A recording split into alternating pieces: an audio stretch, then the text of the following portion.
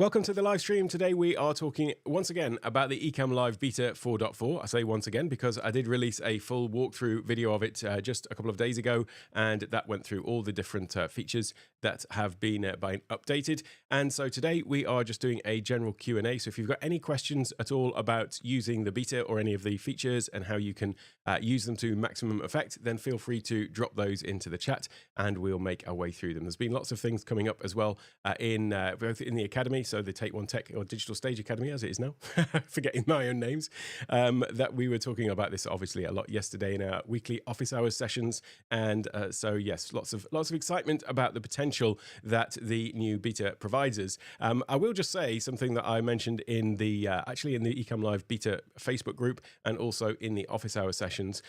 I really love these new sort of live motion transitions that we've got, and what that is when you change from one scene to another. So if I switch over to this other scene here, you'll see that my camera just sort of moved over into that position. If we come back, it's this little animated feature that is one of the new features in the beta. By the way, if you haven't already got it, I have linked to it in the description, but I'll just drop it into the chat as well. If you want to get the beta here, you can do. It's just at ecamm.com/beta. It's a public beta. You can run it alongside the regular version. So the two of them are kind of separate apps, but they both address the same sort of core content, if you like, on your computer. So whatever you've got set up in regular Ecamm, all of your scenes and everything will work in the beta as well. But I digress. The point was about this live motion. One of the things I've seen a lot of people talking about is how they can now basically, replace Keynote, replace PowerPoint, and start doing all of their presentations exclusively in Ecamm Live. Now, I actually still will not be doing that because whilst there are some amazing things that you can do with the live motion, I do think that it's always wise to be sort of wary of trying to force an application to do something that isn't its core intended purpose. Now, I always think of Ecamm Live as live production software, things like Keynote, PowerPoint, Canva, Gamma, a great new AI presentation app. Those are all dedicated presentation apps. So if you're doing something that is a presentation, then combining that with Ecamm, I always think is going to give you the best possible results. In the same way that in Ecamm, we've got text boxes, we've got shapes, we've got image overlays, so you can drop images in. We can do simple things like, add drop shadows, borders, and things like that. So why not then just use Ecamm as your, graphic design tool and start building out all of your thumbnails and start, designing in it? Well, it's because it's not what it was intended to. Yes, it has features that are similar to things like Photoshop and Canva for design, but it's not a design tool. It is a live production. And the same goes for the presentations as well. So whilst you could technically build out a full presentation using the animations like this to bring information on screen and to have bullet points that are appearing and flying in and transitioning and all of that, it's going to end up, in my opinion, with quite a bloated Ecamm profile, and then you're going to end up with lots of scenes that are essentially in effect trying to be slides. Now, that's not to say that I don't absolutely love this feature. I totally do. For things like this, where you are switching to a scene, maybe switching to a scene with you and a guest with a screen share or something like that, and you're animating between all of these things, that adds a really nice professional amount of movement. Excuse the unprofessional design work gone on in this. This is just a slide, sort of a scene. There's me confusing the two already. The scene that was just thrown together. If you want to see how to use this to great effect, though, go and check out the Ecamm Live Beta group. I always recommend going and following Paul Dixon and checking him out, what he's doing, because he always just does such great work. He's a graphic designer and really brings all of his skill to Ecamm. So if you see what he's done here with Lauria, and by the way, they've got lots of free templates on Lauria's live streaming pros website as well.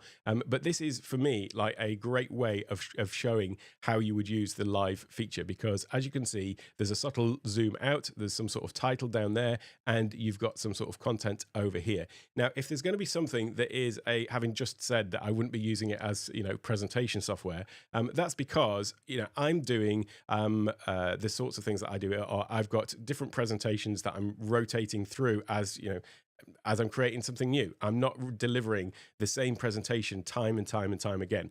However, if I was doing that, then that would be a use case where, yeah, if you've just got, let's say you run a webinar and it's a weekly webinar that you run, or a monthly webinar or whatever, then in that case, yeah, there could be something to be said for saying, right, well, okay, let's set up a dedicated profile that does have lots of elements built in, and you're just basically going through next scene, next scene, next scene, and it's doing all the animations and transitions. But it's where you want to have something like one of our Academy members, Mike Reed, who honestly just blows me away because he does, I mean, yesterday on our office hours session, I said, how's your day been? Oh yeah, not too bad. Just run 7 webinars today. And he's kind of like an inspiration, honestly. He's really modest. He doesn't realize, I don't think, quite what he's doing. But so what he has is, 170 different slide decks of different presentations that he's giving into Fortune 500 companies. And he just needs to be able to load up the deck and deliver it, and also have a quick turnaround, because guess what? In half an hour, he's doing a different deck to a different company. So in that sense, having Ecamm all set up with your scenes, your ability to share a presentation and bring it in, and then just have the sort of muscle memory to know that, okay, I've got a few Stream Deck buttons. One of them's my main scene. Maybe one of them's a screen share. Maybe one of them is a different camera angle, something like this. And then maybe another one is bringing in the slide deck. You've only got the sort of 4 buttons to remember on Stream Deck, and you can easily switch between them. And then you've just loaded up your Keynote or PowerPoint presentation, and then you've just got a button to go through, like next slide, next slide, next slide. For me, that is the way that, maybe I should say that this is the way that my mind works. It's not going to be the same for everybody, but that means that it's really efficient, because you just have this muscle memory of knowing where the buttons are for your Ecamm scenes at all times, in all situations, and then you have a button to transition through your content, which is kind of handled separately. It's also a lot easier to build out content where you're putting on text and things like that on screen in Keynote, where you've got more flexibility in terms of styling, placement, animation speed, and all of these kinds of things. And what I always talk about when all of my thing that I talk about in terms of the digital stage is, ultimately, I love the tech, I geek out about the tech, but what everybody is trying to do ultimately is to deliver their value. Whatever value they've got, they want to deliver it to their audience, to their clients, to their customers, to whoever it is. And ideally what needs to happen is the tech just needs to get completely out of the way, so that you're free to be in flow delivering your content, in much the same way that, if I want to show you Paul's post in the beta group, for example, I don't need to necessarily know where the Stream Deck is, but I can just instinctively feel it underneath my fingers to know that if I press a button, that it's going to go to this scene. And that seamless flow is something that is what we're aiming for. And so that's why, again, coming back to reiterate this point, we don't want to necessarily overcomplicate the process of building out all these things, if we can. Something like this, though, as I say, that Paul has done is just really great, and it's a really neat implementation. There was a question in the beta group as well, that was about, let me just find it actually, because it was from another awesome person in the beta group. We've got such great people in here. Michael Hyatt was asking about the motion, and what he has been doing is delivering amazing presentations using also the Keynote method, the live motion. I think he was actually one of the first to post in the group about the live video through Keynote, and how you could use that. So he's always trying to use the tools to maximum effect. And if you know Michael, you'll know he does that very well. But if you see what he was trying to do here was have something similar to where the camera is moved over slightly, and then the content has come onto here.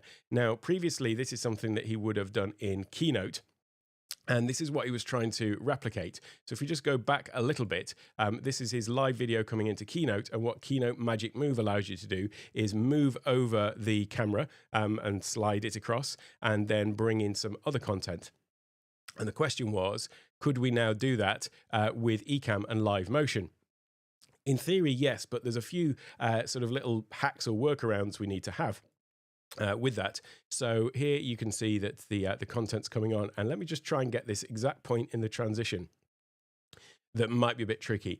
What's happening here is, if you notice that just before this point, he was full screen camera. There was just his, I would say his, raw feed coming in from the camera. But then as it transitions, what he's got, which is a really nice effect, by the way, if you look, there is a gradient coming in the background. So there's a sort of gradient fill, which is then partially covering him. It's going from a 0 opacity here, or 100% opacity, down to 0 on this side. So it's completely dark. And then there's this content that's come on over here. Well, we could do that. We could add that into Ecamm, and then this could just simply be a presentation. So still, once again, running a presentation in Keynote, but just doing the transition in there. But the trick here is that as it comes in, with Keynote, what you can do is you can have things that are sort of off screen outside of the slide, and then when you go into the next slide, it kind of appears from, let's call it off stage, and brings it on. With the Ecamm move, you can't quite do that because it's only going to transition things that are in one scene and in the next scene. And there is no sort of off-stage area of Ecamm. So the way that you could do something similar to this, though, is if I just come over to here and we'll just create a new scene. And just trying to build up exactly what he had there. I'm going to add in an overlay here, a camera overlay, and let's just put this to camera 8 like that. And I'm just going to make that full screen. Oh, my head looks a little bit big there. I mean bigger than normal.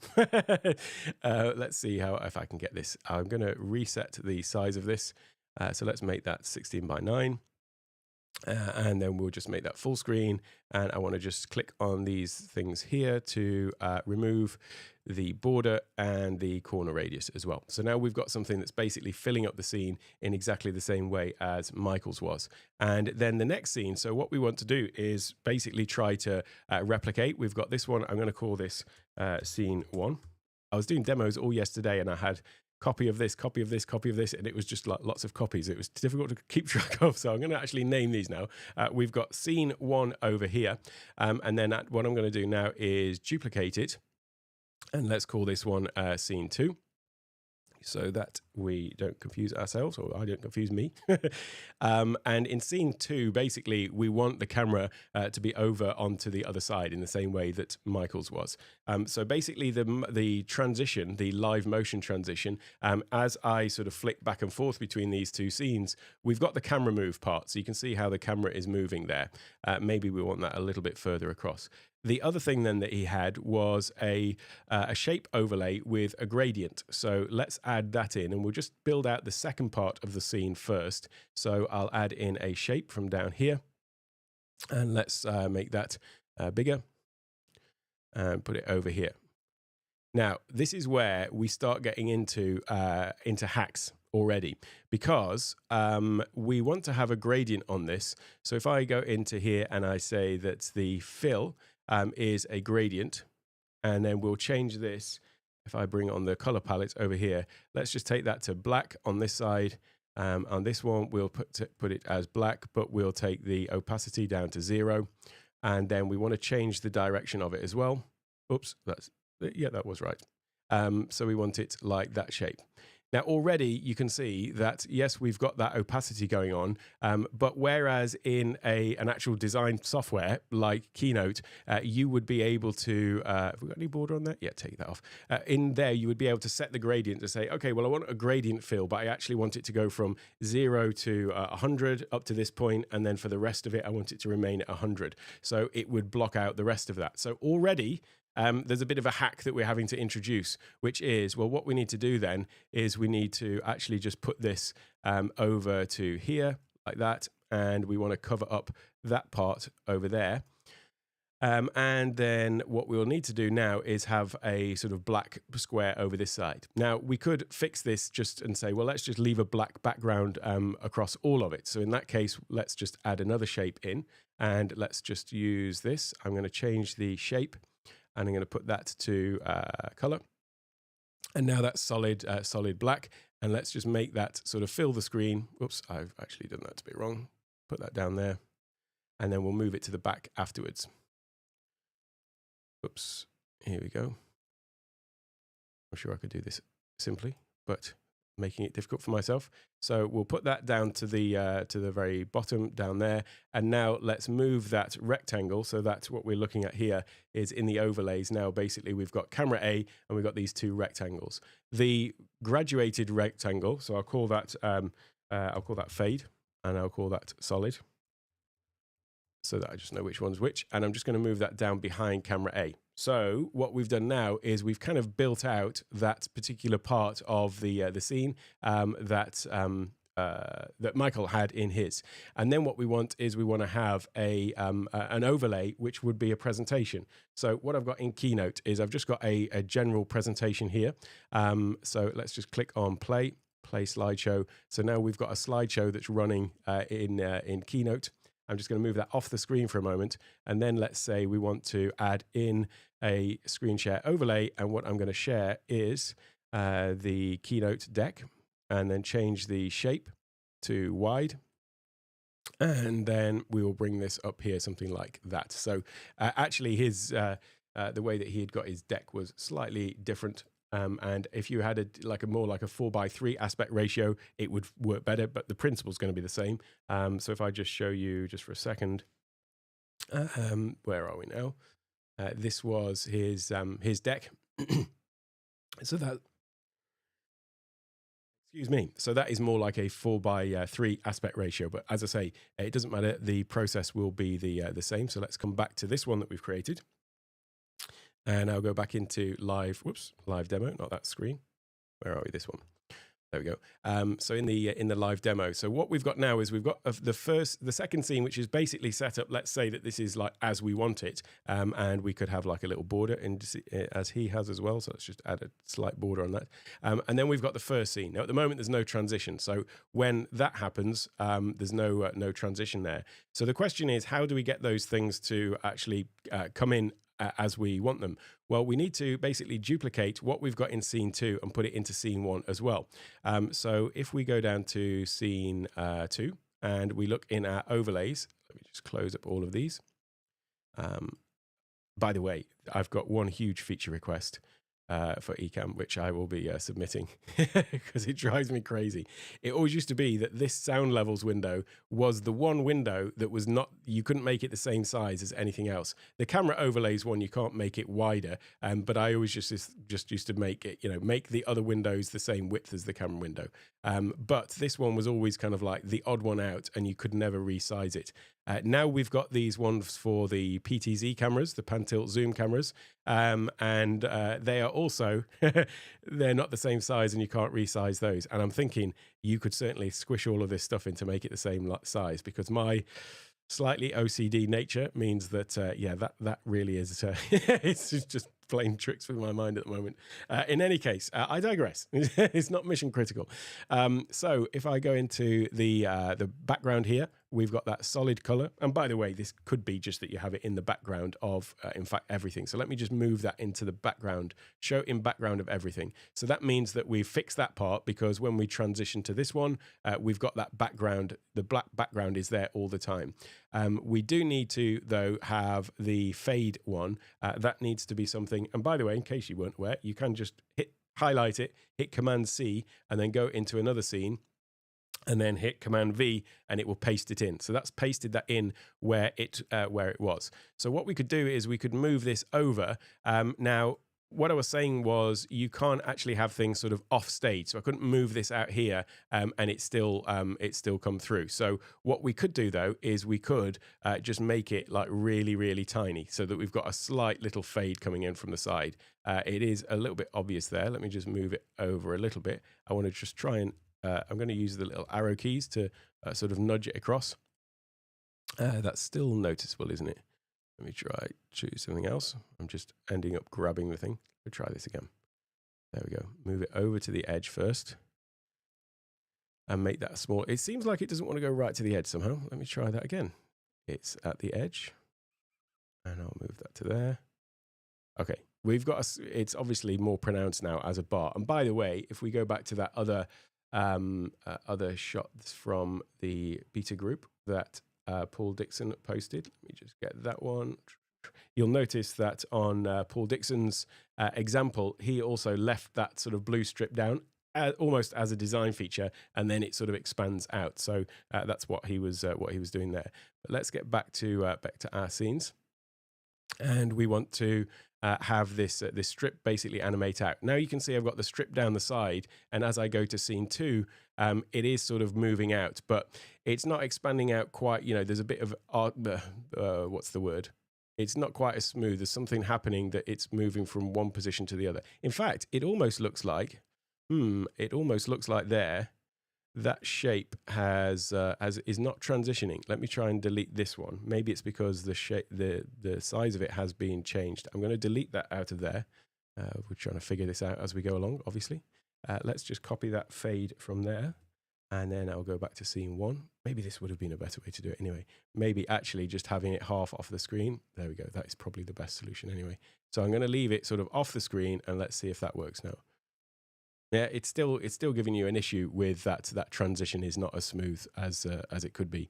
And then there again with the keynote as well. If you have the keynote, I'll take the screen share and I'll paste that one into here. Then we could sort of make that smaller, move it off to the side somewhere. Again, it can't be off the scene. Now, this is obviously, you wouldn't have that visible on there at all, but what I'm showing you is that thing will transition up. So it's difficult to get the exact transition that Michael had, where, you know, he's trying to get this very specific effect of this fade going on because of just the way that it's working. Another way you could do this potentially would be to, rather than have the fade sort of move in from the side, there is a way that you could have, if we take this one here, I'm going to take the, duplicate it again. And I'm going to then, I wonder if this works with groups. This is something that I haven't actually tried, but if we just make this one here a solid color, this out of the way, and we'll make that a color, black, like that. And this is now in the scene. And so what we could do, let's see if this works. I don't know if it does work. I'm going to make a group and call this fade group. And then we'll drop these two things in. I've not tried groups, so might just not work. We'll figure it out. We'll find out. So if I go to scene 1, delete this from here and drop the group in. Let's see if I was to get that one out of the way as well. Let's see if we transition. What we could do is put the fade group behind the camera. And so as we go to scene 2, it sort of appears. So what we're doing there is basically just bringing it to the front because we've changed the order in here. So in this one, that sort of fade thing is in front of the camera, whereas in this one, it is behind the camera. So what's happening is as we go from one to another, it's just sort of coming to the front. So, you know, it's one of those things people might not just notice, but, you know, if you're building this out, you notice all the slight imperfections, whereas, yeah, in reality, people probably aren't going to notice. So then the other thing that we could do with this is we could have this, this overlay here, and we'll just copy it once again, and we'll go back into scene number 1, and we have technically already got it there, but I'm going to delete it and paste it again because I want to make sure it's in the right place. And what we could do is maybe move it over to the side, so that it's going to come in from the side. But then just once again, as with that group there, we'll just move it behind the camera. So now you're not seeing it in the camera, in the scene, I should say. But when we go to the next scene, then you see it's going to come out. So that is, I think, as close as we can get to what he was doing, what Michael was doing in his keynote. But what I'll say about that is, once again, it feels like a bit of a hack because of, you know, we've got to create those two shapes. We've got to, you know, group them together, and we can't have just a simple fade. Whereas if you were to do that in Keynote, as Michael's done, you know, it's just going to be a block with a graduated fade part of the way across and then solid for the rest of the way. So this is where we're already seeing these sorts of hacks that are coming in. However, this is, you know, I would say still a great way to introduce a presentation, because what Michael is still doing is effectively still using the Keynote or the PowerPoint as the main source of the content itself. So rather than trying to build out, all of this stuff with these squiggly lines of the picture and everything like that, as in this case, not building that out in Ecamm. And so that's what I'm cautioning people against, is trying to actually totally replace it. But certainly this is a really nice way to bring in a Keynote slide deck. And I'm obviously trying to replicate exactly what he was doing in there. But that is a nice little way to do it. The other thing that you could do, just looking at some other options whilst we are here, is if I just create a new scene or duplicate it. Taking away that fade, it could simply be that we have a scene like this, and we have our slides. Another just really sort of basic way that you can do this, because what I always talk about is this idea of immersive presentations, which is exactly what Michael's doing, which is where you are still a full-featured part of the presentation and delivering the content, and the content is in support of that. So let's just come into here. I'll just change the camera shape, and that's what Ecamm allows you to do anyway. Even if you've got a regular slide deck, you can still be sort of front and center. And one of the nice ways that you could use this is, if I just get rid of this background as well, I'll turn it off. You could have it where, your slides are maybe up in the corner like that. But then we go to another scene. I'm going to completely butcher the design process here, but you'll get the idea. If I just duplicate this, even something as simple as, you're talking about your slides need to be at the sort of forefront like that. Put your camera maybe just over the top. Imagine you've got some nice styling on this. I'll just add a border for just a little bit of clarity there. Go into the next scene. You can see even just that thing, to be able to switch between where the focus is basically in the slide is something that just adds a nice little touch to be able to, at the basic level, just to be able to flick back and forth between here's me talking, the content's up there, and here's the sorry, I went to the wrong scene then. There we go. Live demos, what can you do? Here's the the main content, and you're kind of presenting it, but then you want to sort of keep the content on screen but have more of a focus on you, and then maybe just go back to your sort of regular scene. And what you could do then is, if we just had another one, potentially what you could do is just have this content disappearing behind your camera, something like that. So the content's still there, just sort of behind the camera, but then as you switch to the other scenes, you're just going to sort of bring it up and make, I'm doing it again, switching to the wrong scene.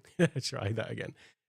There we go, back and forth, and just sort of disappearing out of view. So I really like that transition. I've just spent the best part of, I guess, what are we up to? 30 minutes talking about live motion. But for me, this is the actual feature that I'm sort of most excited about in the beta, because it does add this extra little element. You see this all the time in broadcast, broadcast live productions on news and TV, where they're transitioning from one thing to another, bringing people in subtly and sort of expanding them, moving them around on the screen. So I would say that this is, adding another element of, production into Ecamm, and that just shows it is live production software, not presentation software.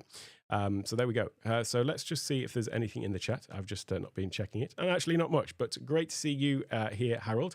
Thanks so much for your speaker thing about the Digital Stage Summit as well. I've got it. I dropped you a message on LinkedIn in case you missed it as well. But really excited about that. I'll be sending more details about that shortly. So I should say as well, if there's any questions, drop them into the chat. Any questions that have come up about the beta. There are some others that I've got to go through as well. But let me know if you've been trying it out, what you're liking, anything that you've been having difficulty with, or trying to figure out with it at all. I will just say as well that I am running my first live Ecamm training. People have been asking me. I've been covering the Ecamm Live betas and releases for years, and I've obviously got my free Ecamm Live masterclass. You can find that linked down in the description. But I know that on-demand learning is not for everybody, and some people prefer that sort of cohort style learning with a group, learning in a particular period of time, so that they've got that accountability and they've got a deadline. And so that's what the Ecamm Live Accelerator is all about. It's 2 weeks of interactive live training from February the 10th to the 21st. So it's 2 weeks. And then the sessions will be on weekdays, Monday to Friday. And the thing that I'm doing with this as well, with my office hours sessions for the Digital Stage Academy members, we've got members all around the world. So it's obviously time zones are always an issue. I'm in Thailand, so I know how it is when you're on the opposite side of the world to where stuff seems to be happening sometimes, especially with a lot of the US releases. And so what I'm doing then is I've got 2 sessions daily. So you're welcome to come to one or the other of them, or you can just come along to both if you want to get double the learning out of it as well. And so this is going to be, as I say, 10 live sessions, but actually 20 because there's 2 a day. But you're also going to get access to the Digital Stage Network. That's our community space for Academy members, and also it's a community that I opened up at last year, which is available. Normally, the regular price of that is $250, but you're basically going to get access to that as part of the Ecamm Accelerator, so that you've got a community space where you can, ask questions, learn, grow with others, have that accountability, and as a bonus as well for this time round with the accelerator, there's also going to be a bonus session specifically about the beta. So in the Ecamm Live Masterclass, for example, and in the Ecamm Live Accelerator, I'm obviously focusing on the core features that are in the regular version of Ecamm because not everybody is using the beta. But I like to geek out about these things, and the betas are generally, pretty stable. I was just talking about this in the backstage just before we came online, and the betas are pretty stable. I use them almost exclusively when there is, even when there's, some potentially new features or huge differences between the regular version. So it always is worth, staying ahead, being able to use those features and at least sort of future-proof your design. So there will be a bonus session, which will be like a workshop effectively, all about the beta features, and you can bring along any ideas you've got or any things that you're looking to achieve, and then we can put those all into practice during the live sessions. It's just $97. Obviously, Academy members, it's already included for you guys, but for people wanting to join just this session, it's $97, 2 weeks. You get a year's access to the Digital Stage Network as well. As I say, normally $250. You get that bonus session as well, and there will be a place for you to practice, so it's not just about listening to me speaking. You've probably heard enough of that already, but there will be some pre-recorded content for each day, and then there'll be a live session associated with it, and then there's also a practice space where you can go and practice going live, and also upload your recordings to get feedback from others as well. So you can get that at ecammaccelerator.com. I've left a link in the description as well, and I will just drop it into here, hopefully. Whoops, there we go. I need to actually post it, don't I? That might help. You can get the Ecamm Accelerator there. It redirects to takeonetech.io/Ecamm Accelerator. So if you want to sign up for that, I'd love to have you there and help you get the most out of Ecamm. So let's just see where we're up to in the questions. Not many. Seems like nobody's got questions about the beta today. It's obviously just working exactly as it should, and all clear. Hey, David, great to see you here as well. By the way, David, check your email. I know you'd entered some details on a form on the website. I did send you a video message actually. It may have gone to spam. If anybody has not heard from me on email and wants to, then check your spam folders, because I found that a group of people have not been getting my email, specifically people on Microsoft. I think Microsoft have got it in for me. If I was a conspiracy theorist, I would say it was because I was covering Mac stuff, but I know it's not. Hey, Enrico, great to see you here. You're here for the audio. Fantastic.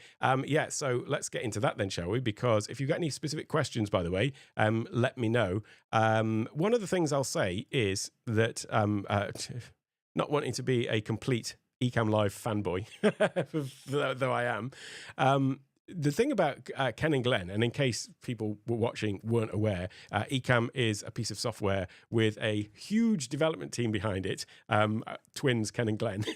And the thing about them is they're not actually their sort of target audience, if you see what I mean, their target user. It's not something that they've created exclusively for them and they're meeting their needs. It's something that they created originally. It came out of, I suppose it was developed out of an application called Skype Call Recorder, which then developed into Ecamm and then is developed over the years. And the thing about it is they're not actually using it day in, day out. They're not, they are for testing, but I mean, they're not live streamers. They're not running virtual events or things like that themselves, although Ecamm obviously does now. But they're really listening to what the community wants. And so if you've got any requests, any feature requests, going and dropping them into the Facebook group, they're in there, they're listening, and they're putting these things as a direct reaction to what people are asking for. And the idea of audio is something specific that has come up time and time again. People are saying, hey, we want to have more control over our audio with Ecamm to bring it in line with other, pro video. Live production software where we can have things like audio effects and different ways to handle multi-track audio and so on. So what they added in, just to before I come to your next question, Enrico, what they added in with the latest beta was a couple of things. So first of all, in the sound levels window, if you've got a device that is capable of providing multi-track audio into your system, such as the Rodecaster, it has the ability to either take all of the mixing on the Rodecaster and provide it just as a stereo feed into your computer. But with the Rodecaster having, and by the way, just for those not aware, this is the Rodecaster. So here we've got lots of different channels this is for my main mic. This one actually is for Zoom coming in. This one is for a different mic. This one is for system audio and music and things like that. So you've got all of these different channels effectively. And so a multi-channel audio mix means that, or multi-channel audio means that it can provide these to the computer where I've basically mixed everything in here and got the levels the way that I want them. And then it's just providing that as a stereo feed or a mono feed or whatever into the computer. But the other way is saying, right, well, we've got all of these different tracks. Let's provide them individually to the computer so that you can then do with them what you will in there. Now, things like Logic Pro and audio software, they have the ability to take in all of those individual audio tracks, and so then you can sort of mix them in there. You can apply effects and so on. Well, what the Rodecaster does now with Ecamm, if you want to use that sort of feature with Ecamm, is if I just come back to here. I just realized I was in live demo mode while I was showing you that image, but hopefully you could see what I was talking about. If you've got multi-track turned on in the Rodecaster or in your device, you're going to see this option here, which is assigning audio channels. And this is where you can control the channel, whether it's going to like left, right, mono, or just off. So choosing which channels to include or exclude in the mix there to that device. So that's one of the sort of, you could say, pro audio features that's been added in. The other one though that's been added in is down here. It's this little thing here called audio filters. Now, one of the things that the Rodecaster does, and one reason why people use the Rodecaster, is because it's got things like the onboard processing, which allows you to change things like, if I just show you my Rodecaster for a second, if I go into my microphone here, we've got all of these audio processors. So one of them here is the high pass filter. What that's doing is that's basically knocking out the sort of low tones, so any sort of hum or background noise in the background, it's knocking that out, and then I can adjust that to basically, you can hear my voice is now getting sort of more tinny, basically, where it's knocking out more of those low tones, and as I turn that down, you're hearing more of the sort of bottom end of the voice there. If I go to the next one, then we've also got a de-esser that is removing the S sounds in my voice, or at least trying to remove some of it, and you can see that as I'm saying things with S, then that's just showing that it's working because it's basically reducing the volume of that so that it's not quite so pronounced. Next one then, and this is just to show all the Rodecaster ones because we've basically got now similar things in Ecamm. A noise gate is intended to basically have it so that when you are talking, the audio is coming through, but when you stop, it's basically, think of it as like a gate that is opening and closing to allow the sound through. Now, usually you might want it to be that when you're not talking, it's going to sort of reduce the volume of your input so that you're not hearing more of the background noise. I actually have mine so that when I stop talking, it goes completely silent. And that's because I've got an aircon on in the background. So when I stop talking, it will just drop down and go completely quiet. If I turn that off, you may or may not be able to hear that there is background noise. But because I have the noise gate on normally, then that means that when I'm not speaking, it's just completely silent. So that is what a noise gate is for. in simple terms. The compressor, the idea of a compressor is that it's going to basically level out your audio between the sort of high volume and the low volume to make it more listenable. So if you have a really wide range of, sometimes you get really animated and talk really loud, and other times you are talking quietly. Actually, if people were just hearing that literally as you were speaking, it could well be that there is a big difference there between the high and the low volume. So the idea of the compressor is that the louder you're getting after a certain point called the threshold, it's going to reduce the volume of that, whereas it's going to sort of boost up the volume of the lower levels there. I've got a whole video on how to do all this in Rodecaster, by the way, and what all of these things mean in terms of threshold, ratio, release, attack, and so on. And then the next one is the equalizer. This is where you've got a range of tones here, so low tones to high tones, and you've got adjustments that you can make to, what ones you want to boost, what ones you want to sort of dial down. And then here you've got a couple of other things which are a little bit harder to explain, a bit abstract. The big bottom and the aural exciter. These are adding sort of depth to the lower tones and clarity to the higher tones. But anyway, this is specifically to the Rodecaster. So you've got all of this onboard processing and that's one of the things that folks use the Rodecaster for, is that dynamic audio processing. Well, how would you then be able to do that in Ecamm if you didn't have the Rodecaster? Well, up until now, you couldn't do it. You needed a piece of third-party software.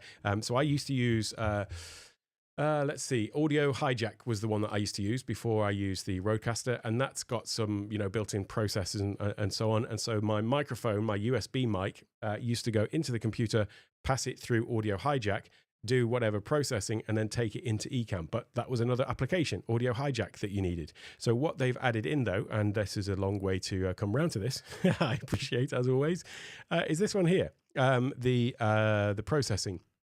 So clicking on that is going to bring up this new thing, the audio filters, I should say, sorry, use the correct term, audio filters. Let me just move this window out of the way.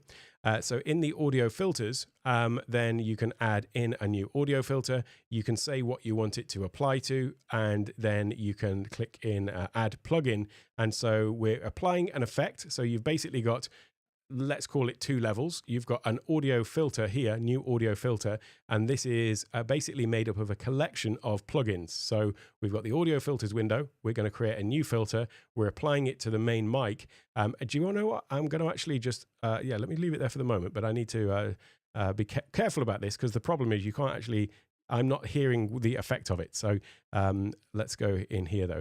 If I add in now these effects, we've got all sorts of different effects in here. And like one of the ones that I just talked about was that low pass filter. Oh, sorry, high pass filter, I should say. And if we add that in now, let me just move this over. You can probably hear my audio is completely changed. But this is effectively that same thing that I was doing on the Rodecaster, and so it's just basically knocking out those lower tones, and obviously the higher frequency I go, there's less and less depth to the voice. But the point is, I can't actually hear the effect of this. I would need to go up to the output menu and turn on. Turn on. I get that out of the way. The output menu. And turn on the audio monitor. For some reason, that's not popping up. Don't quite know why. But I have to turn on the audio monitor. Let me just delete this one, though, because I'm probably sounding terrible. So let's just delete that. And what I'll do now is I'll apply to the secondary mic, because that's going to have no effect on what's going out, hopefully, because I don't have a secondary mic selected. But here, if I click on add plugin, you've got all of these other things. So you can add a delay, distortion. This is a bit of a misnomer. I mentioned this in the video. It's called dynamic processor. Actually, these are all, many of these are, not all of them, but technically many of these are dynamic processors. Dynamic processors are just things that are affecting either the frequency, the wavelength, the amplitude, or whatever. So but what in here, in this context, the dynamics processor is effectively a compressor, so a dynamic processor. I don't know quite why it's named that. As I said in the video, this is Ecamm just pulling in a library of processors, so it's not Ecamm's naming. It's just there tapping into this library, I guess. So that is where you could adjust the compression. I'm going to do a full video explaining about these. This is not really time now to go into what this is. Basically, at the basic level, this is the input volume here, and this is the output volume. So what you can see is as you get up to this particular level here, this volume, this point, whatever the volume in is the same volume is going out. However, as you get up here, where you get to, let's say, this point, the volume here is louder, but basically you can see it's been throttled down, so it's lower down here. So that's the compression working, where it's basically compressing this point to make the volume lower. I talked about it can also boost up the lower tones, so you can have it so that basically as your tone, if your volume is lower, it's going to also sort of boost that up as well. And then there's some more details associated with this one, which was those things: attack, release. The attack is the time it takes for the effect to happen. So when you reach this threshold point, how long before it actually starts, it comes into effect. And then this one is the release, is how long it takes to release after after you've gone back past the threshold the other way. And then you've got a master gain, which is just sort of that gain, adding a boost to the overall level, including the lower end stuff. So anyway, as I say, this requires basically a full tutorial on dynamic processing, which I will do. Next then is, if you look through these plugins, you've got all sorts of other things like pitch. So one of the things you can do on the Rodecaster as well is have like pitch effects to make your voice higher or lower. There we go.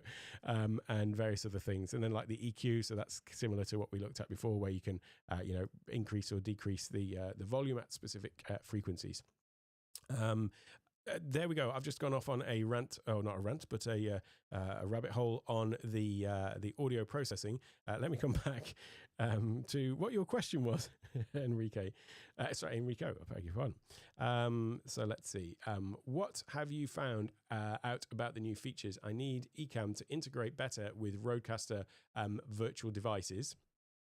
And I wouldn't know what to make of it on a streaming environment. Let's see. The brothers said Ecamm now uses different studio protocol for system audio. Could you provide an in-depth on that subject, please? Okay, so a few related things related to audio. Let's tackle this one first. The virtual devices. So the virtual devices on the Rodecaster is something that was added in a recent update. And that is where it used to be on the Rodecaster that you had 2 USB cables could be connected potentially to 1 or 2 computers. And that gave you 3 USB channels that were addressable by your computer. They had Rodecaster Pro 2 main stereo or multi-track. They had Rodecaster Pro 2 chat, and then they had Rodecaster Pro 2 secondary. And those things would all show up in your list of audio sources. What Rode introduced, though, was this concept of virtual devices, which is then you could say, well, we want to have like music going to the Rodecaster, for example. And what they've got in here, let me see, did I actually just disable this? I may have turned it off. Let me just see if I can just activate this without screwing things up a minute. So basically, there's a thing that runs on the computer now. Oh, it's because I've enabled multi-track. Oh no, it isn't. It is here. It is here. Beg your pardon. Let me just come into this. I'll tell you why it is. I'm looking in the wrong place in Ecamm. Let's come back over to this as we go into audio. I'm just using this to illustrate what we've got in here now. As I say before, we used to have Rodecaster Pro 2 main, Rodecaster Pro 2 chat, and Rodecaster Pro 2 secondary. I've actually disconnected the secondary from our computer, but those were the 3 USB channels. What Rode introduced, though, was these virtual devices, and it's these ones down here. So you've got system audio, or that you could use for system audio. You've got one that's called game, one that's called music, and then you've got virtual A and virtual B. So the idea is that these are all outputs from your computer that you can send into the Rodecaster, and then it means you can have those on individual faders. So you could have a fader on the Rodecaster, which is for your system audio. So like I'm using this as the output from Ecamm is going into this particular channel in Rodecaster. But maybe you want to have Spotify, for example, that you play music on your streams or your into your Zoom workshops or whatever. And so you want to have Spotify using the music channel. what that's going to mean is you've still only got one cable plugged in from the Rodecaster into the computer potentially, but now you've got all these other channels. So you've got your audio from Ecamm coming into the Rodecaster, you've got Spotify coming into the Rodecaster separately on its own separate fader. Maybe even you've got your you might play YouTube videos or something like that. You could assign your system audio to something different as well, and that's going to then come through a different channel. Maybe then you've also got Zoom running, as I have in the background here, and so that could come in through onto the chat channel, for example. You've got all of these different options for additional channels that you can bring from the computer. Now, how this works with Ecamm then is it means that Ecamm can still be your sort of full mixing board for mixing all of those individual components, but you route them through the Rodecaster first. The only thing you need to do then is make sure that obviously, I always say obviously when it's not necessarily obvious, so apologies about that. You want to make sure that with Ecamm, whatever you have your speakers set to in preferences, you have your sound levels set to the same thing. And that's going to mean that the mix minus feature of Rodecaster, which basically prevents any audio coming in from Ecamm from feeding back into Ecamm, you just have to make sure that those are the same and that mix minus will work. But now we can have Spotify set to one thing, and we can have the browser set to another. You might have a different application that's got audio that can be set to another one of those virtual devices. The only thing that is, again, our little issue here with Rode being, I'm going to say, a PC first company. I always feel like their software, and the same with Elgato, by the way, I always feel like it looks like it was, PC software that's been ported over to a Mac. So even just things like, the window can't resize and it doesn't look like a Mac application when you open Rode Central. There is another app that you have to have running as well, which is, it sits in the dock, actually. I probably can't show you this. In fact, maybe I can. Let's try. Yeah. So the Rode Central, Rode Virtual Devices sits in the dock, and it's not, you click on it, it doesn't do anything, but it's just know that it's running there.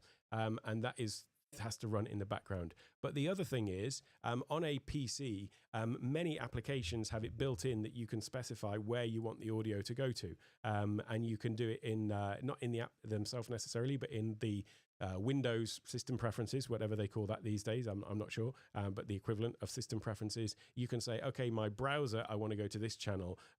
These applications, I want to go to the other channels. We don't have that ability on the Mac. We have it for certain things like Microsoft Zoom, Zoom or Microsoft Teams. You can select obviously the input and output for your audio. In Spotify, in the app, you can set where you want that to go, I think. But then in like the browser, we've basically just got one, which is system audio, and you choose where you want that to go. Now there is an application which, now, once again, we didn't need for a while with Rodecaster and what Ecamm could do, but there is Loopback. Oh no, actually, so what I've set up in Loopback is for Spotify. So yeah, Spotify, the application, you can't specifically say you want it to go to a dedicated app. It can only go to wherever your system audio is. So what you can do with Loopback, wrong scene.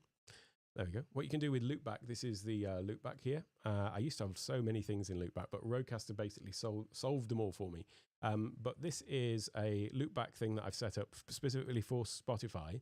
So what I've said is you want the source. And by the way that this works, if I create a new virtual device like this, why isn't that happening? Oh, it's just thinking. I've got the little spinning beach ball. You can't see it, but I can see it. This is where you do live demos with audio. I'm always conscious of absolutely screwing things up. I just want to check that it's all going to come out okay in Ecamm. Where did I put my sound levels? Just bear with me a second. Ah, there it is. It's behind my window. Right, so let's come back to this. So the way that it works, if it's just added 2 in for me there. Let's just delete one of those. The way that it works is you basically say what the source is going to be. So let's say you wanted to have one which was for the browser. Let's say you're working with Chrome, for example. You could say, I'm going to go to Google Chrome. So any audio that's coming from Google Chrome, I'm going to delete this one here.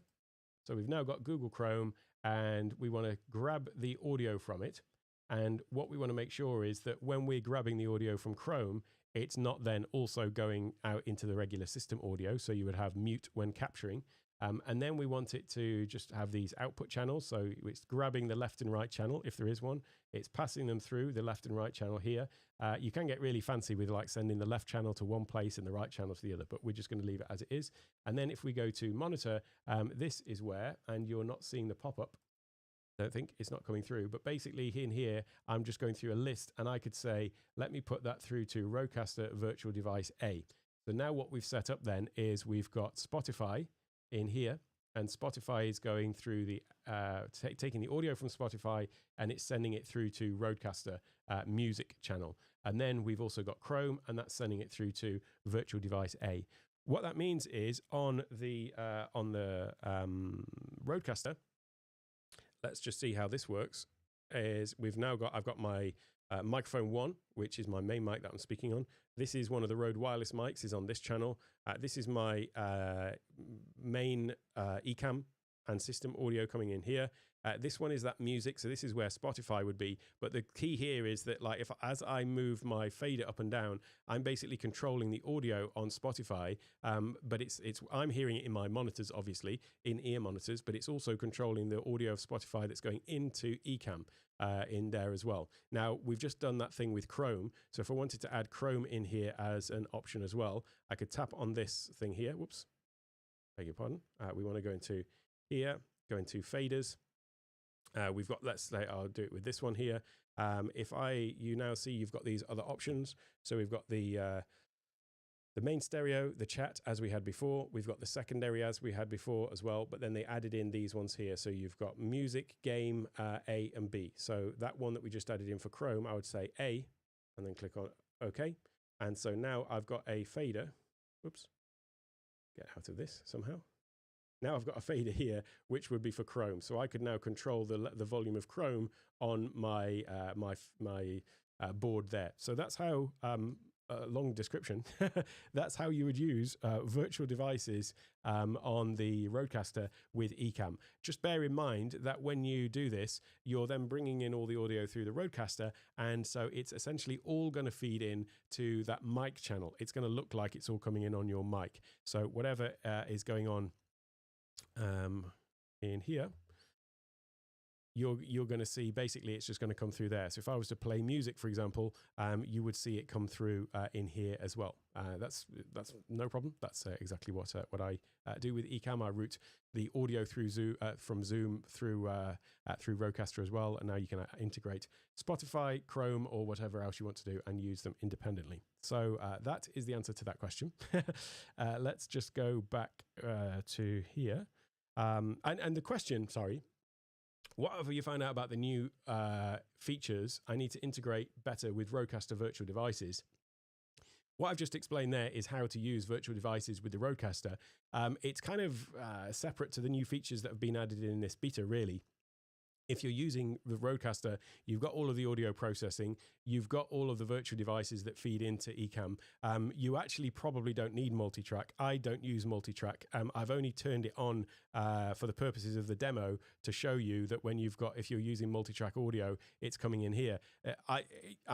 I just want to feed in whatever I've mixed in the Rodecaster. I just want it to come in here as a feed. I've done all the mixing. I'm not so concerned with being able to set these things specifically in here. So I would say that for most people, unless you're doing something specifically with multi-track that you know that you want this ability, if you don't know whether you need it or not, I'm going to guess that you don't need it. So I will be, as soon as I've finished doing the demos of all this stuff, I'll be turning off multi-track in the Rodecaster, because Rodecaster will be just doing all the mixing, feed it all into Ecamm. That's it. We're good with that. So let's come back over to the questions, and I will see where we're up to. Hey, Harry, great to see you. Thank you so much for being here. Hey, from Boston. And let's see where we're up to. Lancaster, Massachusetts. Let's see. I wouldn't know what to make of it on a streaming environment. I guess maybe that's related to virtual devices, is it? The brother said it uses a different sound protocol for system audio. It's basically the and this is this is me not knowing the answer. Let me just preface this by saying I don't know. But basically, what it's doing is using some sort of different way of grabbing the system audio and some sort of different architecture that's I understand it's supposed to be more efficient, better, whatever you want to say. It's just an improvement, like one of those under the hood things that they've done something which is ostensibly going to make things run better, be more efficient, maybe, and that's the thing around that. In the same way that they've also done something similar with screen sharing, it's now using a different way to grab the screen share. I would probably liken this, perhaps wrongly, to it always used to be with the virtual camera, that the virtual camera on Ecamm, you could take it into certain applications like Teams before we had, Zoom before we had Ecamm for Zoom, and although you still can now, Teams, Discord. But there were some things that the virtual camera just didn't play well with, and it was often actually all of the Microsoft, Apple apps such as Keynote. You couldn't bring a virtual camera from Ecamm into Keynote. You couldn't bring it into FaceTime. And then at some point they changed the way the virtual camera was implemented. And so it was then became like at a system level. And then suddenly the virtual camera now just works with absolutely everything because it just appears to the entire system as a virtual camera, or as a camera rather than the way that it was done before. So I would say it's probably something similar to that. I don't actually know the technicality of what has changed with the system audio, other than they've just made a change in the way that it's implemented to make it better. There we go. I don't know the answer though. Is the honest answer. Effectively, it's an all-in-one studio software. Yeah, I mean the audio stuff. Then, so there is a lot in there in that audio effects. So I will do a full video on those audio filters. But yeah, it can do really a lot now. You know, it could certainly replace a lot of the things in audio hijack and applications like that. Yeah, it's just adding another level. I'm sure there are pro audio people who will want more, but yes, let's see. Somebody's just said, check your audio level. It's coming low. Hey, by the way, thanks for being here. Maybe it was when I was doing the demo actually of that high pass filter, because that is part of the problem. You can't hear your own levels unless you turn on the audio monitor. So yes, hopefully it's back to normal now though. But thanks for letting me know. Let's see. That's the issue with Mac, but the real problem with Ecamm audio is that guest sound effects and iPad and iPhone sound is all cluttered on the same channel and cannot be routed elsewhere. Oh, yes, I see what you're saying, Enrico. So we were talking about the virtual devices on the Rodecaster. Get where you're coming from now. The input to Ecamm, you can obviously select the Rodecaster. All of these other applications, you can also select, that we want Spotify to go onto this channel. We want Chrome to go onto this channel. What you're saying is what you want to be able to have the Rodecaster control all of the individual levels in Ecamm. So whereby, in Ecamm, we've got the sound levels, we've got movie, we've got sound effects. So wouldn't it be great to be able to do that with a fader here, where we can adjust those things? Because as it is, basically, yes, all audio from Ecamm, except your microphone, gets put out to wherever you've got it set to. So at the moment, all of my Ecamm audio is coming onto this channel. There is one thing you could do, which is what I've got down here on my Stream Deck Plus. You can have, and obviously this is not what you're asking because you're asking about Rodecaster, but nevertheless, it is what I've got. You see here, it says sound levels. And then if I press this button, it changes to effects, and I'm cycling through the mic, movie, and so on. And so I can control each of those individually from here. Same with guest. I don't use this really because I handle all the audio from Zoom through here, and I don't use interview mode now that we've got Ecamm for Zoom. But these are still on here from when I did use interview mode. Here you can cycle through like guest 1, guest 2, guest 3, and then you can adjust the volume of those individually. So that would be one solution, is the Stream Deck Plus. There is MIDI control on the Rodecaster, so you can basically control things with the Rodecaster by, you press a sound pad, and in theory, you could program it so that when you press a sound pad on the Rodecaster, the sound pads, by the way, are smart pads, they're called, mean these things. So you could have it that when you press a button on here, it switches a scene in Ecamm, or it triggers some other thing. You can also have it where the MIDI works the other way, where you control the Rodecaster from the Stream Deck. One of the things that I was hoping you could do, and I did try it, but I couldn't figure out how to get it to work properly, is that then you could use MIDI on the faders to control the levels in Ecamm. Now, there is a program called ELMC, Ecamm Live MIDI Controller. I have not honestly played with it for a while, but let's just get it up anyway for completeness. ELMC Ecamm MIDI. We'll find it in a moment. It's actually on the App Store. And this means that you can basically use any MIDI device to control Ecamm. So let me just show you what this is. Am I still in live demo or not? No. And then what I'll do is I'll grab the link. I'll drop this in the chat. There we go.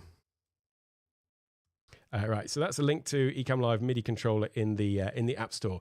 So basically, this is if you've got a device that's got MIDI where you can, whatever, and you get whole sort of banks of buttons that are for controlling often music software. That's, I guess, the origin of MIDI was for things like that. But this allows you to basically control things in Ecamm like scenes and overlays and things like that. Maybe I didn't spend enough time with it to try and figure this out. But what I was trying to do was exactly the point that you were asking, Enrico, to be able to use the fader to adjust the levels in Ecamm. I just couldn't seem to get that to function. It worked with all of the the buttons and everything else. I just couldn't get that part to work. But maybe there's been an update to this since, and maybe it does. But definitely check it out. It is a paid app, but there is a free trial as well you can use with this. Suitable for 4 years and up. I should ask my 5-year-old because he could probably actually figure it out. It's kind of amazing watching him on iPad and things like that and tapping away and doing things. But anyway, there we go. That's maybe my issue, that. Let's see. So coming back to these questions. Makes it impossible to be remoted through. Yeah, exactly. So that's we're on the same page there. So as a feature request, this would be another feature request. I've got a few actually, so I'll add it to the list. I do need to write it down, otherwise I will forget about it. So let me just write this down. I will just add it into here. Fader routing. And the reason is what you could do, the implementation is, not the reason. It's me trying to write and talk at the same time.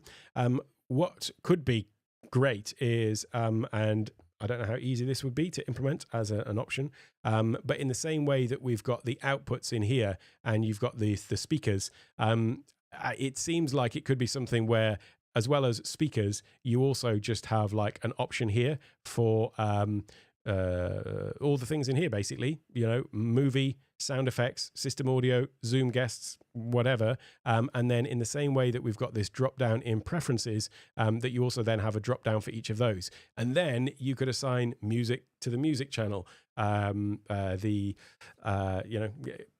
guests or whatever to a different channel, to the chat channel potentially, and the system audio to the system. You could, it seems like something that could be implemented. So I will certainly add that in as a feature request as well, because that would be cool. That's something that I've wanted to do. So there's a classic thing of I've literally been down the same track as you have, trying to do exactly the same thing, and yet I have not put in the feature request for it. So I definitely will, because it's on my wish list as well. Let's have a look where we are with these as well. Hey, as well, thanks for stopping by. I was hoping Ecamm would finally add scrolling ticker with. Do you know what? That is one that has come up a lot, and it's one of these things where we have to have a hack or a workaround to do it. What they're talking about there is if you go into Ecamm and you add in a text box. So I'll add in a text box like this. I've got a huge box that just says text. If you go into the settings of this, though, you can change the style, either dynamic, which means that as you scale it up and down, the text just moves freely with that box. The other one is text box, which is where it appears as text, and as you scale it up, the text stays the same size, but the box is the thing that shrinks. The other one is basically truncate, which means that if you make the box too small, it's just going to start cutting off the text rather than shrinking it. But the third option, or fourth option, which we will get to finally, which is the point of the question, is scrolling ticker. Now, what this does is it just scrolls the text. You've got the option. This looks ridiculous because it's got a border on it. Let's just take the border off. But you can see the speed. You can change the speed of the ticker. But it just takes up the full width of the screen. There's no way to sort of crop it in to just say, well, I actually only want that to scroll from here to here. So let me just bring in the side. Yeah, it has been an often requested feature. I've put that in as a feature request a couple of times as well. And you always end up having to do some sort of hack. So you'll see people where they've basically got their ticker over here. I don't know why it's actually just stopping halfway through as well. That's interesting. It should go all the way to the end, obviously. Let me try and edit the text, see if that does anything different. Just drop in this. Just make the text longer, see if that makes any difference, because it seems to be cutting off. Oh, that's working now. Yeah, but what we ended up having to do is you basically just have that there. You might end up then having a shape, which is kind of like masking it out. But yeah, it's all a bit of a hack to get it to do what you want. So you could like have your logo or something down there in that bottom edge, and then the tick is only going through that part. So yes, that is still not there. And as I say, you're not the first to ask for it. I've asked for that one as well. Let me come back to here. Where are we up to with the questions then? Hey, Florence, great to see you here. Thanks for stopping by.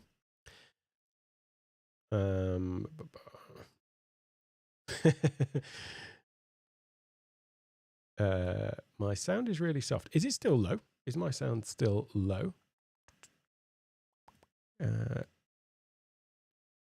Let's see. It seems to be. Have I screwed something up with my audio filters? I've got no audio filters on. How about that? Let me know if it's. Let me know if it's still low or not. So as we go through here. Just got the answer to the question I've been meaning to ask. Glad about that, David. I've needed to bring in audio from the browser, but I didn't set it up before now. Oh, right. The loopback thing. So yes, that gives you. Oh, thanks, Roderick, for letting me know. That is the thing. Then you've got the option now with the Rodecaster and with loopback to have effectively Rodecaster main stereo, Rodecaster chat, and then we've got these four other ones, basically A, B, music, and the other one's called game, but you can basically use it for whatever you want. So we've got those virtual channels. Thank you. The audio is better now. And you're welcome, Enrico. Glad to help. You're absolutely welcome. All questions are welcome. Feel free to keep them coming. It's no trouble. Hey there, great to see you, Chris. It was so great to be on your Cast Ahead show the other day. Obviously, could have gone for. You jokingly said before we started, he said, "Have you got any like hard stop?" And I said, "No." And he's like, "Do you good to go for 3 hours?" I honestly would have been good geeking out with you two for 3 hours. But yeah, great. Sound is great. Excellent. Any other questions then about the beta? Just feel free to drop them in the chat.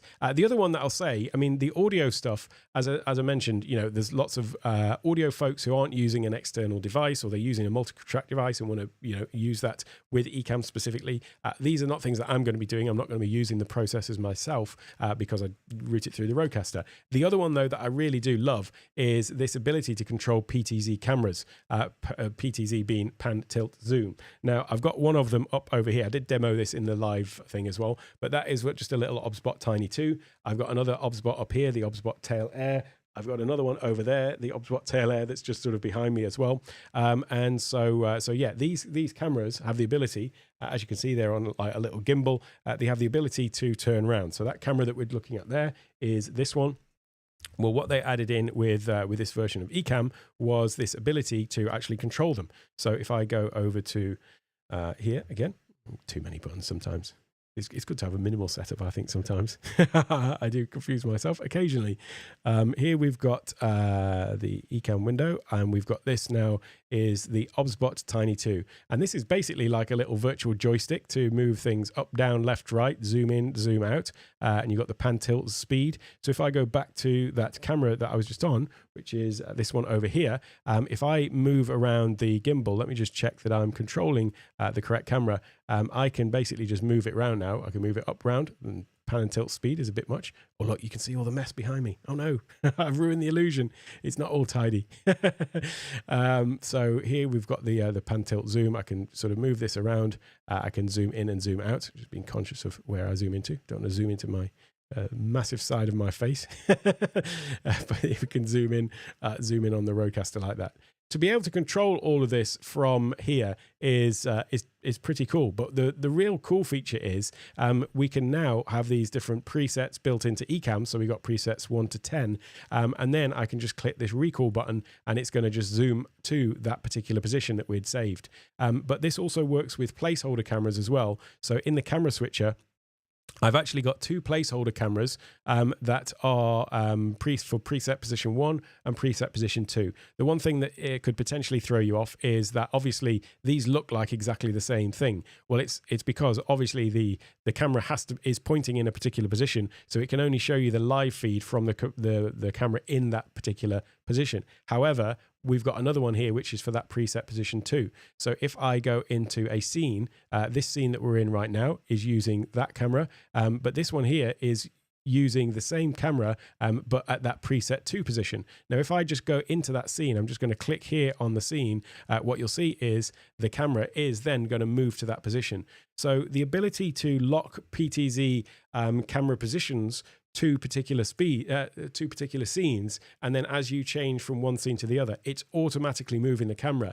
That's pretty cool. What I would love to see as another feature request, I've got a list that are going in. I always feel a bit I always feel a little bit, I guess I feel a little bit ungrateful whenever there's a new beta posted. And what happens is my brain starts whirring with all of these additional possibilities that we've got in new things that we can do. And I think, oh, that's cool. And then I always seem to generate like a whole mass of feature requests. And so, you know, the guys, Ken and Glenn, have been working so hard to implement all these things and going through all the alpha testing and everything like that. They get everything right. They release it. And then I'm always thinking like, yeah, but what about this? What about this? What about this? But it's hopefully it's all taken as just excitement about the product. But what I would love to see, so my feature requests are, I would love to see the PTZ camera positions added into Stream Deck. So, you know, being able to control the up, down, left, right as a Stream Deck button, presets 1 to 10 as Stream Deck buttons as well. Although that's less of an issue for me because I would be doing that in scenes anyway. But certainly the PTZ controls and the zoom in and zoom out is potentially something I'd want to do live. I'm not going to be, you know, live streaming and then creating presets as I'm doing it. I would set those things up in advance. But certainly turning on and off AI tracking. I never use AI tracking, but I know people do. My arms flail around too much and it always ends up making people dizzy. But having the ability to turn on and off AI tracking on a Stream Deck button, zoom in and zoom out, pan left, pan right, up, down, those things would certainly make sense to me to have as a button in Stream Deck. Now, it could be implemented rather than adding in, you know, potentially 6, 7, 8, 9 buttons, rather than adding in a whole number of buttons. The way that it could work would be similar to the way that it works in Stream Deck on OBSBot's own app, because I do use that. Let me just pull that one up for a second. I'm just going to go to my other Stream Deck so I don't demo something and screw up my buttons. Here we go. This is sort of a little Stream Deck demo screen. Get that all in the window properly. So the OBSBot control is, where is it now? Somewhere in here, OBSBot webcam. So what they have in the OBSBot thing is there's basically 3 actions, which is one for set webcam, one for adjust webcam, and one for reset. So if you add in the set, you then choose the webcam that you want, whichever one you've got connected. So that could be the same with the the buttons on Stream Deck, where you just sort of show the PTZ cameras you've got connected. By the way, that window that I showed you in Ecamm, the PTZ control window, you have one of those for every PTZ camera you've got connected. That's the way that it works. So it's not just one window. If you've got 10 connected, you would have 10 controllers for each of them. So in here, though, you could just choose the drop down in the same way that you can here. And then we've got these properties. So position, view, contrast, saturation. I mean, that you can't control in Ecamm yet, but simply just like zoom. And so you would have like, okay, I want to change the zoom. Now, do you want to zoom in or out? So what do you want it to actually do? And then, the pan and tilt. So it could potentially just be one new button that Ecamm adds in to the Stream Deck plugin, but that has sort of multiple properties so that you could decide what you want it to do. So yeah, that's going to be another another feature request from me. Let's see where we're up to with the questions. If you've got any other questions about the beta, then let me know. Drop them into here. What did you miss? Right, let me start from the beginning. What we did, I have to watch the replay. All just geeking out over Ecamm Beta stuff. Let me see. I'll just go through the notes, the release notes for the beta, because there may be something I've missed in here. So there was the other one that I suppose is worth talking about, which I haven't talked about yet in here. Did it in the full video though. Is the Zoom Zoom features or additions that have been made to it. And the one of them is a new Stream Deck button, which is to spotlight. So when you are in Zoom, if you're doing like a workshop or something, and let's say you've got 50 people attending, but you're really kind of the person delivering the main content, you don't want to be where you're just like in a little gallery tile in amongst all of the other people, because people need to see you. Now, if people have got active speaker activated, then you're potentially going to be front and center whilst you are talking, but you can actually force that for people in the nicest possible way, of course, which is where you basically just say that, okay, I want my feed to be full screen for everybody, or at least taking up the full screen of the full area of the window. And so that is done with Spotlight. That is what Spotlight means. Some people get Spotlight and pinning confused. The way to just remember this, though, is that Spotlight is something that either the host or the co-host can do. They can choose who they want to spotlight for the rest of the attendees, and it is something that applies to everybody. Pinning is something that anybody can do, but it's only local to them. So if you are in anybody's Zoom call or your own Zoom call, and there's a participant and you pin them to a particular a Zoom screen, if you've got dual screens, then that's only relevant to you. You're the only one who's going to have that effect. It doesn't apply to anybody else. So Spotlight, as the person running the event, is the one that you want. And so in the Zoom window, you'll see that there's these 3 little dots, and you've got Spotlight and Unspotlight myself. So that's going to basically just make you full screen for everybody, and then you can unspotlight. So you can have it set that this is a default. So let me just come back to this scene. You can have this set as a default. If we go into Zoom, then where is it here? Automatically spotlight myself. So you can have it that it just automatically puts you on spotlight in every meeting that you go into. I don't do that because I do a mixture of one-to-one consultations. We have our office hour sessions, so I'm not always doing it. So it's part of my setup for when I'm doing something that I need to be on spotlight for, then I'll just manually enable it. But if you are just using it day in, day out for those sorts of things, teaching classes or whatever, then you can have that on automatically. The other thing, which is a really nice feature actually, and it's kind of really streamlines the workflow a bit, is that let's take that example of running a workshop where you are delivering content, but then you want to take questions from the audience. Well, you can have a scene set up, as I do, which is this one, which is where it's got me on one side, but then this window over here is actually set as the Zoom active speaker.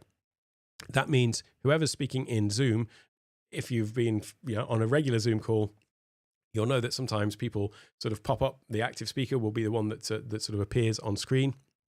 Well, it was previously, before this beta, that yes, it would pull in the active speaker, but those people still needed to be actually added as a camera source. Now in Zoom, we've got some people in Zoom at the moment, and so I could add that person in here into the production, and then they would be available to be either assigned to a placeholder camera or to be in this active speaker slot. Well, what they changed then in this version is you now don't need to explicitly add somebody as a camera source here for them to be able to come up on this area. Now, for me, this is great because it means that I can have some scenes set up. This is a similar one, but I've got here is my guest number 1.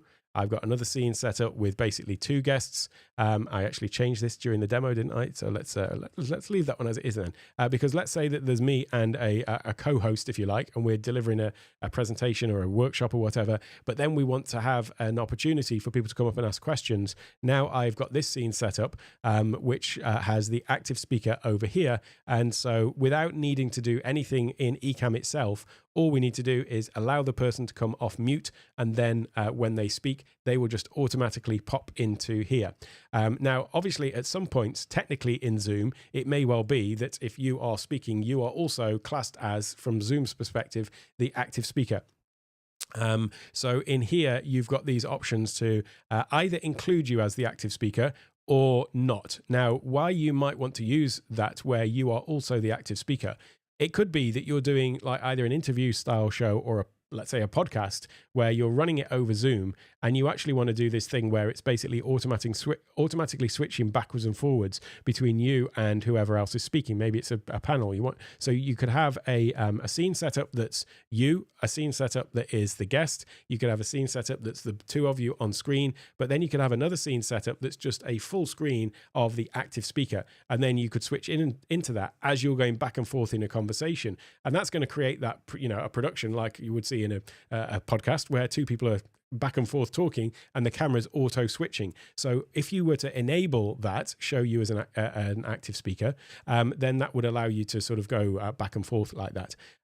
The exclude visible inputs from active speaker, that is specifically to address a scenario like I'm outlining here, which is where you've got your camera specifically on the screen and you've got another guest that you've pulled out of Zoom, guest number 1, there on the screen. What you don't want is you wouldn't want yourself to be duplicated in this window over here. And so by having this one selected, exclude visible inputs from active speaker, then you are going to you're going to stop those from popping in here. And so only the person who is asking the questions that you're allowing up onto stage or whatever is going to be the one that pops into there. So that's a nice little feature with Zoom that's going to make running those sorts of events, webinars, and live sessions a little bit more flexible, without having to click more buttons during the session in Zoom, basically to just bring up somebody to ask a question. Was there anything else in the Zoom? There was a few other things as well. I think that's the majority of it. Oh, and then the other thing related to that was if you're recording isolated videos, you also do get an isolated video of the active speaker, even if they haven't been added in as a source. Okie dokie. Well, if there are any other questions, do drop them in before I wrap up. If not, feel free to drop them down into the comments or over in the Discord as well. If only I was on my right Stream Deck screen, I'd done that little Stream Deck demo, I would have had this little thing to my hand that I could just press that button, but it took a little bit of a while. You can go over to Discord and ask any questions in there. I will be migrating away from Discord into my Digital Stage Network community space at some point for everybody, but for the time being, it's still over there. So you're welcome to go in and ask any questions. If there are no other questions, then once again, I will just remind you, a selfish plug here, that if you are looking to take your Ecamm to the next level, then definitely check out the Ecamm Live Accelerator. That is 2 weeks of live training where you get to learn with others, grow with others, and learn from all the questions that others are asking as well, and actually put things into place in a real practical way. There'll be some templates that come along with that. There will be some recorded sessions, the live sessions. As I say, there'll be 2 live sessions daily. By the way, I don't think I mentioned the time. Those are effectively 10 a.m. and 10 p.m.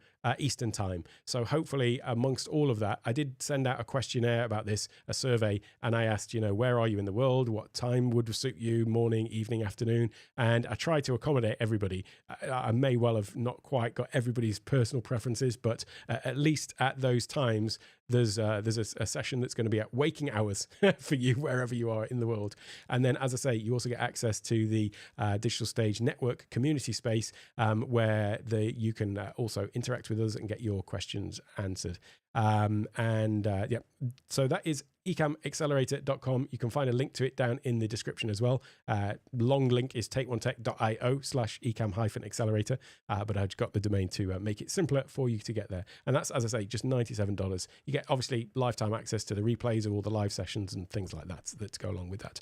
So hopefully we can see a few of you there, and I'd love to help you along on your Ecamm journey. One last question that's come in a couple of times, which is here. If they did action replays, they would rule the world. A lot of people have asked for action replays. I believe that OBS does do action replays. So yeah, I know that it's been something that's been requested many times. So I'm sure it's on their list. It's just a case of when they're going to get to it with just two people working away to make all of this happen. You're very welcome, Enrico. I'm glad you asked that about the virtual devices, though, because you reminded me. You reminded me that I'd been trying to do that very thing myself with controlling things on the faders. And actually, yes, going down that whole MIDI rabbit hole.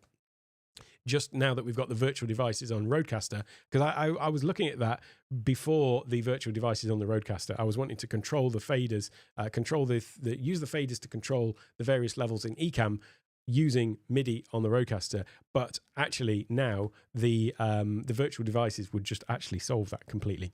So yes, that would be cool. RSS feed would be awesome for text. I wonder. And so what's that RSS feed for? I'm trying to understand the context of this. Is that RSS feed for bringing in text like onto the screen, or something like that? The reason why my brain is working again, trying to figure this out, is because there was someone in the academy yesterday, David. We were talking about the possibility of doing remote production with Ecamm, but where the remote producer is not the one that's got Ecamm. So lots of people do remote production where they are basically on Ecamm, they bring in the presenters or the speakers or whatever over Zoom, and then they're producing the live event from their computer, and the people are coming in from another side. What David was talking about, newsfeed. Oh yeah, that makes total sense. Scrolling ticker with an RSS newsfeed. Yeah, absolutely. Makes total sense. Another one for the list.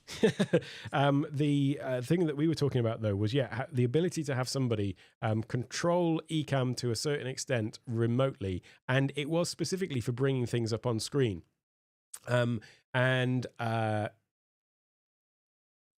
The thing that somebody else in the academy was just asking before we started in the backstage was about the Uno overlays. Now, Uno overlays is something that you add it in as, and hopefully I'll bring this all back to my train of thought in a moment. Uno overlays uses the web widgets function in Ecamm that you can basically bring in a website. And this is where my mind was going when you were talking about RSS. It brings in a website into Ecamm. And the website can be a regular website, but actually the widgets were originally intended as, it might be some sort of thing with a transparent background. You overlay it over the top of everything else, but it might have like a lower third, or might have bullet points or something like that. So Uno overlays is one way that you could bring in content. And again, going through this little rabbit hole in my mind, that somebody could remotely be triggering that and bringing it in. And what David was asking about in the academy was a way to control the content that's on his screen. And Uno overlays is great, but you are on on rails in certain ways, in that you're limited to what the overlays are set up as and how it's set up. What we were missing yesterday was that obviously David is a complete genius, and some of the things he's doing as a software programmer, software engineer is amazing. And so he was like, oh yeah, well, I could just actually design a little interface that my VA could just be adding on the content and it would just appear on screen. So that was the solution to that. But the Uno overlays, just bringing this all the way back round, I understand that Uno overlays does have a ticker, and I think that might well be able to be connected to RSS as well. So it may well be good to just check that one out and see if they've got an RSS feed. But the point is, yes, you can do it with third party, but it would be great if it could be added in. So let's see.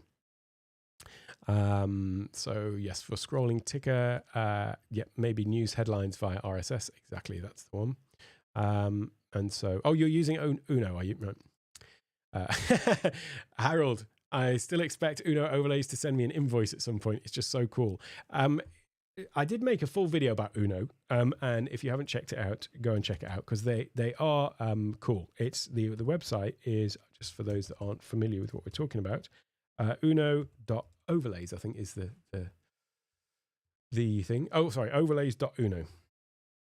So let me drop this into the chat. I'm just going to explain their pricing. I'll just drop this in here because it might seem a little bit like, what's the catch?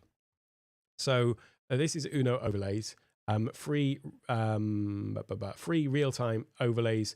You just click into here. You've got a library. You can click to see these different widgets. These. Let me just zoom out. I don't know why I'm so massively zoomed in here. Yeah, so you got all sorts of things here like countdowns. It's really great for scores, by the way. So if you are someone who's covering sports and you want to have, team scores, and they've got them for all different types of sport as well, pre-set up for tennis, football, basketball, snooker, all these sorts of things. And so it's things like this, and it's these like lower thirds that you get with the prices, and then there's a web interface for you to change the numbers, and then those appear on the screen in Ecamm. It's amazing. It's really fantastic. And you can also then use a Stream Deck plugin. We were literally talking about Uno before we started in the backstage. So I can show you that what I did in my demo of it was I set up in Stream Deck, like this was for, scores, where you just add one to one team, add one to another, red card, yellow card, stoppage time, first half, second half. You can control all of this from here. This was one for snooker. If somebody pots the wall, you just press the button and it adds one to the score. So these are the sorts of things you can set up in Uno. And they introduced, I think, the time I made the video, I said this is completely free. It is still completely free, but they offered a way to provide donations, basically. So there's a donate button down at the bottom. And what they also did is they said they're going to add in some adverts. And I think that this is some space for advertising, but it's only in the web interface. You don't see it on the screen when you're using them, and you don't see it in the thing there as well. So you might say, well, how is it free, and why is it free? The people who made it is actually, if we go to singular.live, these are the folks that have made it. It's not actually just a standalone thing. And singular.live, I mentioned earlier that you're kind of on the rails with Uno in terms of what you can do. The overlays have been designed. There's over 500 of them. And by the way, in their Discord server, they want to make more. You go in and you say, hey, I need this, and they'll make it. So they're really proactive about developing great things. But as I say, it's the company behind it is Singular. Now, Singular are a professional graphics provider that you will have seen on all sorts of broadcast TV. You wouldn't have known that it was Singular because you're just watching CNN, NBC, or whatever it is, or whatever channels you're watching. All of these people down at the bottom are using Singular to drive their graphics. So things like this, you're seeing these graphics on screen. So if you're thinking that, hey, Uno overlays look really, really professional, they look just like the sorts of things we see on TV. That's because the platform that they've used to build all the Uno overlays on is actually the architecture that they build out all of these ones on. So if you are doing something that's a really like pro level production, and you find that, yeah, Uno's great, but it can't quite do exactly what I want to do for, you know, live coverage of the F1 Grand Prix or something like that. And by the way, I say that because I just spotted this one. This is a really cool podcast, which is all about the Grand Prix, the F1 Formula One racing. Yeah, they do this live, and they get all the live feeds of all the data and everything like that coming in through Singular, and then they produce, you know, what is basically TV broadcast quality using all of these things. So if you want a bespoke package and it isn't covered with Uno, but you kind of see the opportunity, then yeah, check out Singular Live. And you might think, oh well, okay, then we're talking, you know, it's going to be tens of thousands of dollars.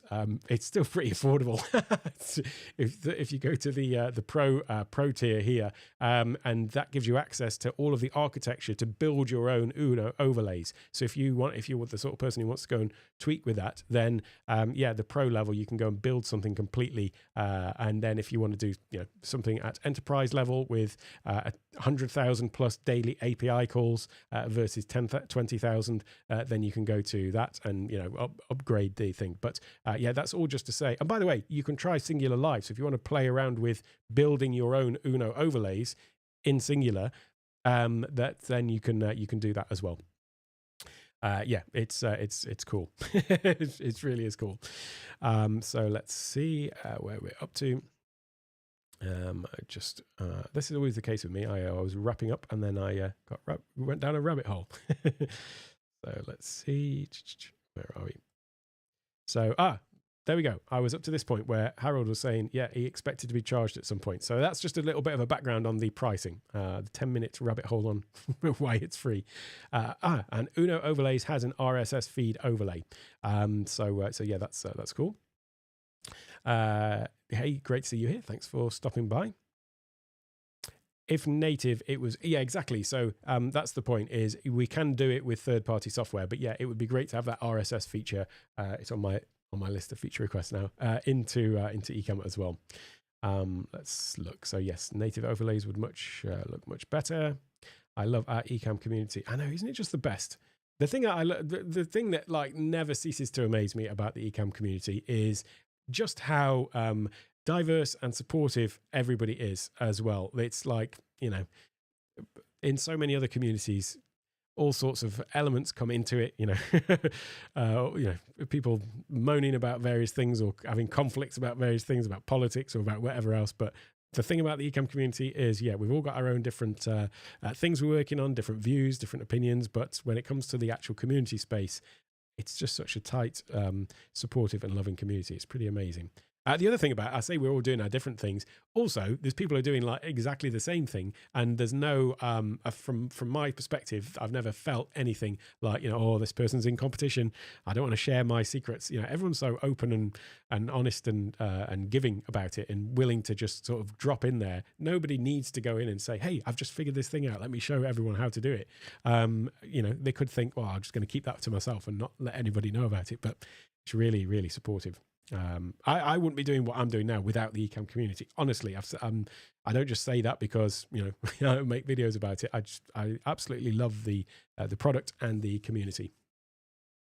Oh, cool. The Uno video was what got you using it in the first place. That's so cool. You know, it's funny you say that. So when I did that video about the Uno overlays, it made me feel like I wanted to start a sports coverage channel, and I don't watch sports at all. But I was just like, oh, this is so cool. So let's see. Hey there, great to see you. Rabbit holes are us.